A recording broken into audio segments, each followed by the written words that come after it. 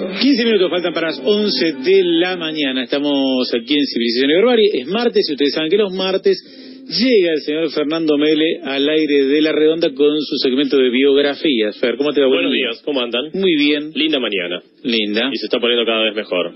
Está subiendo la temperatura, aprovechemos que esto está sucediendo. ¿Clima o biografía? Perdón, tenés que elegir. Vamos a hablar hoy de José Doroteo Arango Arámbula, nacido en San Juan del... Todavía no saben quién es, por supuesto. Nacido Es en San el Juan padre del... de Araceli Arámbula. No. La gente se pregunta quién es Arango. Araceli Arámbula era una que era novia de Luis Miguel, ¿no? Era novia de Luis Miguel. Conocido como la cara, me acuerdo el nombre. Doroteo Arango, desde chiquito. Nació en San Juan del Río, en el estado mexicano de Durango, el 5 de junio de 1878. Su padre, Agustín Arango, murió cuando Doroteo era apenas un niño, por lo que el joven debió hacerse cargo de su madre, Micaela Arámbula, que moriría pocos años después también, y de sus 3 hermanos, 2 hermanas y un hermano. Ya te digo, es narco. No. ¿Mexicano? ¿Narcos? No, un poco. De chico tuvo que trabajar muy duro, por lo que nunca fue a la escuela. De hecho, él mismo diría años después: no hubo un solo día de mi vida en que haya ido a la escuela, a estudiar a la escuela. Nunca fue siquiera un día a la escuela. Claro. Trabajaba desde... como ahora, sí, claro, es como un pibe de acá. De acá, más o menos. Es como un millennial. Algo así. Trabajaba desde muy chiquito en la hacienda de un terrateniente mexicano, y un día, cuando tenía 16 años, descubrió al hijo de su jefe, del terrateniente, intentando violar a su hermana mayor, a la hermana de Doroteo. No se sabe si se llegó a consumar la violación o no, en qué circunstancias ¿A su propia hermana o a su propia hermana? No, a la hermana de Doroteo. Claro. El hijo del dueño a la hermana de nuestro personaje, Perfecto. Fue a buscar un arma y lo mató. Así de simple. Te intentas violar a mi hermana. Bueno. Pum. ¿Qué sucedió? Un chico de 16 años, de recursos muy humildes, versus un terrateniente mexicano que tenía muchos empleados, estancias y muchísimo poder. Debió darse la fuga, estar prófugo. Desapareció y se fue a vivir a la montaña. Fue encontrado por una pandilla de bandidos en la montaña que asaltaban pequeñas aldeas, que iban, robaban en algún lugar y después se volvían a esconder. Se unió a ellos. El famoso secreto en la montaña. No, ni mucho menos. Se unió a ellos, lo adoptaron al niño y comenzó a ser uno de los miembros más importantes del grupo a medida que pasaba el tiempo. Líder. No todavía, había un líder. Lo llamaban el amigo de los pobres a nuestro personaje de hoy, y era una especie de Robin Hood mexicano, que le robaba a los ricos para darle a los pobres, y defendía mucho a los campesinos que en aquel entonces en México eran explotados. No digo nada. Casi en condición de esclavitud. Estuvo 19 años mezclando este formato de bandidaje con esta pandilla, con algunos empleos semiformales como albañil o carnicero. Antes de morir, el miembro más importante de esta pandilla le dijo: vos, pibe, creciste mucho, tomá mi lugar. Al morir, este líder, llamado Francisco Villa, nuestro personaje de hoy adoptó su nombre y pasó a ser Pancho Villa, como lo conocemos al día de hoy. Hay otra versión. Claro, que puso un boliche acá, muy lindo. Y en Plaza Belgrano también. Sí. 13 y 31. Verdad. Dejó de llamarse así, pero en algún momento supo. Centenario 513. Supo tener ese gran nombre. boliche, lindo. Exactamente. Claro, cerca de Durango. Está muy bien, es verdad. Otra versión dice que él adopta el apellido de su abuelo. Su abuelo era un tal Don Jesús Villa, que había sido el padre de su padre, Arango, pero no lo había reconocido al hijo, por lo tanto no le pasó el apellido, y sí, su nieto dijo: bueno, retomemos el verdadero apellido que debería tener. Cualquiera de las dos versiones hacen que Pancho Villa sea nuestro personaje de hoy. Entre 1876 y 1911 existió en México un periodo llamado el Porfiriato, y ahora vamos a explicar por qué. ¿Qué sucedió en este periodo? Hubo un desarrollo económico muy importante, pero se incrementó muchísimo la desigualdad social, especialmente, como decíamos, entre los campesinos y los terratenientes.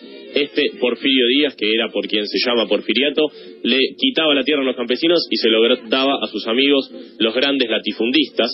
era un aristócrata de campo, que eliminó toda forma de disenso político, que mediante fraude ganaba todas las elecciones, como supo suceder aquí en Argentina también en algún momento, ¿no? Y a quienes no pensaban igual que el gobierno y se le querían oponer, simplemente los asesinaba, un tirito en la cabeza sin ningún tipo de problemas. El nombre, decíamos, viene de Porfirio Díaz, que era el dictador que se encontraba en aquel entonces, que brindaba privilegios a terratenientes, extranjeros y miembros de la Iglesia. Y en 1910 hubo elecciones, como solía haber, y siempre ganaba él, a las que se presentó un señor llamado Francisco Madero, quien tenía un plan llamado el Plan de San Luis. Cuando fueron a las elecciones, por supuesto, no ganó. Ganó Porfirio Díaz. Ganó Porfirio Díaz, por supuesto. Le fue bien, tuvo suerte. Bueno. Sí, pero Francisco Madero, a partir de este plan, había llamado a levantarse el 20 de noviembre de 1910 en contra de la dictadura de Porfirio Díaz. Comenzaron a haber ciertas rebeliones y Pancho Villa, el amigo de los pobres, el amigo de estos pobres que se estaban levantando en contra de la dictadura de Díaz, se unió al levantamiento. Formó su propio ejército en el norte de México y tenía una muy interesante habilidad para la guerra. Recordemos que estuvo 20 años prófugo de un tipo que lo quiso matar, viviendo en la montaña, afanando, así que tenía un conocimiento del terreno espectacular y una habilidad para escapar sin igual. Estaba Pancho Villa en el norte, estaba Pascual Orozco en el oeste, estaba Francisco Madero en el centro, quien quiso ser presidente, y estaba en el sur Emiliano Zapata, del Ejército Zapatista de Liberación Nacional, también conocido. El apodo de Villa era el Centauro del Norte, así era que se lo denominaba, y en solo 6 meses estas fuerzas lograron derrotar a Porfirio Díaz e instalar a Francisco Madero como nuevo presidente de la nación. Lejos de estabilizarse la situación, se empezaron a pelear entre ellos. Entonces, Pancho Villa se unió a Francisco Madero, pero Zapata no le gustaba, entonces empezó a haber conflictos entre ellos. No te puedo creer que los revolucionarios se pelean entre ellos. Cosa rara. Te juro que hubo divisiones internas, te juro, como nunca sucedió en ningún partido de la historia. Jamás. Ningún país. Ningún país, nunca. Apareció en el medio también un señor llamado Victoriano Huerta, que era un ministro de el anterior gobernador, de Porfirio Díaz, pero que empezó a acercarse a Francisco Madero y tener cada vez más poder. ¿Qué sucedió?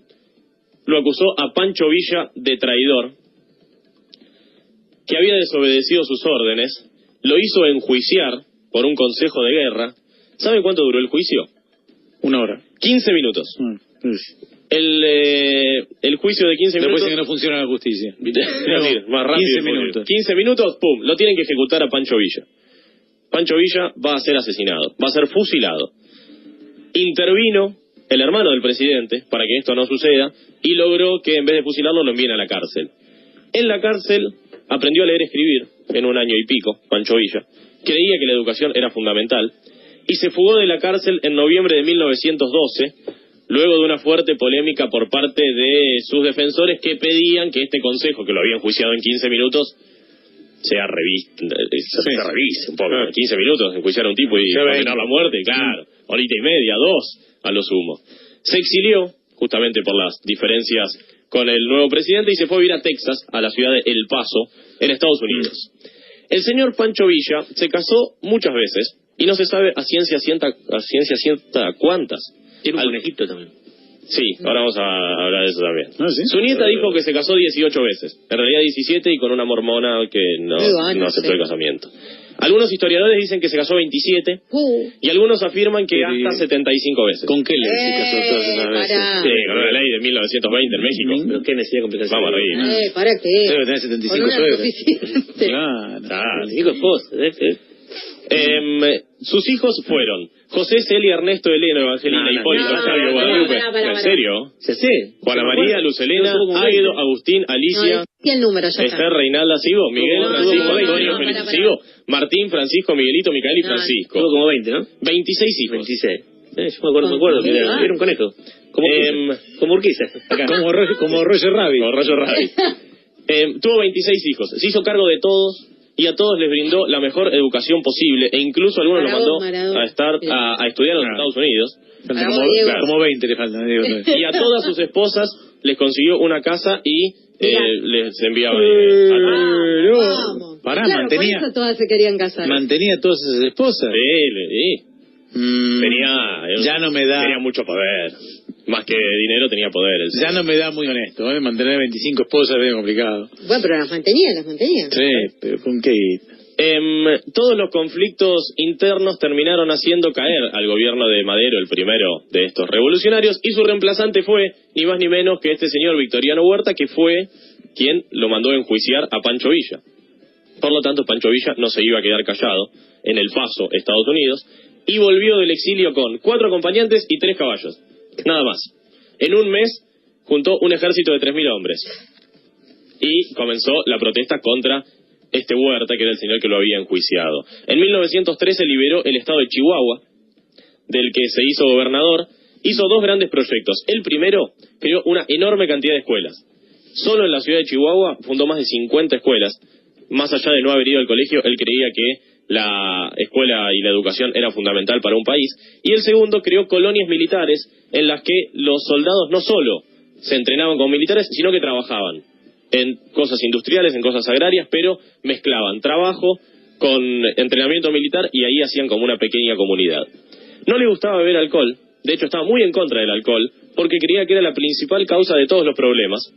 Y es por eso que cuando se hizo gobernador de Chihuahua, destruyó y cerró más de 50 bares. En eso no sé. Sí, ¿y no había ley seca? Hizo una ley seca para los militares. Ley seca para militares hizo. Y dentro de su batallón, cualquiera que intentase emborracharse sería ejecutado. Así de simple. Alcohol acá, muchachos, conmigo no. Se alió nuevamente con Emiliano Zapata y con otro señor llamado Venustiano Carranza, gobernador del estado de Coahuila, y juntos derrotaron a Victoriano Huerta, el señor que lo había mandado a enjuiciar. Firmó la renuncia de este hombre, se fue al exilio, nos vemos Huerta. Venustiano Carranza se hizo con el poder, y ¿qué volvió a pasar? Nos peleamos todos contra todos. Tomamos todos juntos el poder y después nos peleamos todos contra todos. Como la izquierda argentina. Una cosa así, todo contra todos. Se alían entre sí, se separan, se alían, se separan.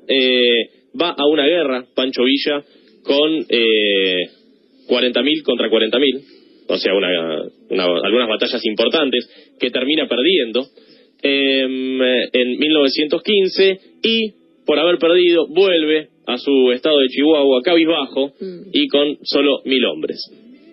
Solo en ese lugar, y además lo querían matar todos. 39 perdió. 39, por lo menos. Hola, mierda. Por lo menos. Volvió con 1.000 hombres.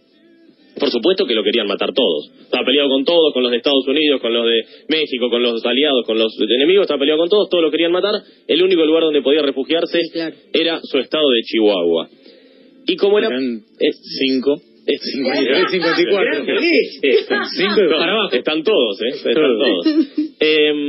Y como empezó a meterse Estados Unidos en la política mexicana, el 9 de marzo de 1916, con 600 hombres, invadió la ciudad estadounidense de Columbus, en Nuevo México. Fue la primera y única invasión que sufrió Estados Unidos en toda su historia. La única vez que se invadió los Estados Unidos como país, por supuesto no hablamos de los ingleses del 1400, 1600. La primera vez y única que fue invadida Estados Unidos fue por parte de Pancho Villa, que mató a 3 militares, a 5 civiles e hirió a otros 7 personas, y tomó parcialmente la ciudad de Columbus en Nueva México. Por supuesto, imagínate los yanquis cómo se pusieron, lo querían matar. En la Unión Americana pasó a ser el hombre más buscado. Mandaron 10.000 tipos para intentar asesinarlo en Chihuahua y no pudieron encontrarlo. Volvió a refugiarse a su pueblo. Y en 1920 el presidente Carranza, a quien él había apoyado para llegar al poder pero luego se distanció, fue asesinado. Tomó su lugar interinamente Alfonso de la Huerta y le dijo: mira, Pancho Villa, vamos a hacer una cosa. Yo te voy a regalar esta casita por allá, grande, una linda estancia con un campo, qué sé yo, vos andate a vivir ahí, no molestes más en la política, no jamás, quédate allá, larga las armas. Y Pancho Villa dijo: bueno, ya tengo 40 y pico de años, ya estoy grande. Pongo un boliche. Bueno, aceptó, se fue a vivir allá. Recibió varios atentados para intentar asesinarlo, no lo lograron. El 20 de julio de 1923, cuando ingresaba con su auto al pueblo donde estaba su rancho, le dispararon 150 veces. Le dispararon algunas y después, cuando ya estaba muerto, por supuesto, le dispararon muchísimas más. Te iba a decir, porque si no con 150 no es... Pero Willy. Le dispararon desde una casa en ruinas y lo asesinaron. ¿Quién lo asesinó? miembros del entonces presidente, Álvaro Obregón, que temía que Pancho Villa pudiese recibir o brindar el apoyo al señor que le había brindado la amnistía política y le había dado el rancho ese. Claro. Que en aquel entonces quería postularse como opositor al gobierno del señor Alfonso de la Huerta. 3 años después de su muerte, la cabeza de Pancho Villa fue robada de su tumba y fue enterrada en un lugar desconocido, no se sabe dónde está. Es que van armando un cuerpo. Está la cabeza de Pancho Villa, las manos de Perón, van a armar uno. De a poquito arman todos. Claro. Entre las muchas versiones que se hay un esqueleto base y le van agregando. Le van agregando todo. Moda, mirá, están locos. Le ponen alambre, lo atan con los alambrecitos, los cosen y no hay ningún problema. Y te sacan presidente 10 veces más. Claro. Entre las muchas versiones que se desprenden de este suceso está la que dice que es una venganza del ejército norteamericano por aquella invasión a la ciudad de Columbus, y otra dice que fue pagado por William Randolph Hearst, un magnate de los medios de comunicación de los Estados Unidos. Tiempo después, sus restos, sin su cabeza, fueron trasladados a las urnas funerarias del Monumento a la Revolución en la Ciudad de México, donde actualmente descansan del cogote para abajo, sin cabeza. Capitado. Sí. No podría ser parte de Coco, por ejemplo. Claro. No podría. Exacto, No podría completo. Claro, no puede. No estaría. Sería sin Coco. Claro. Muy bien el remate, listo. Bueno, muy lindo, ¿eh? Bueno. Bárbaro, un poco menos sangrienta la producción, Sí, por favor. 26 pibes, está bien. 26 pibes, está bien. Y 75 esposas. La biografía de Fernando Mele de cada martes hoy con Pancho Villa. Las noticias.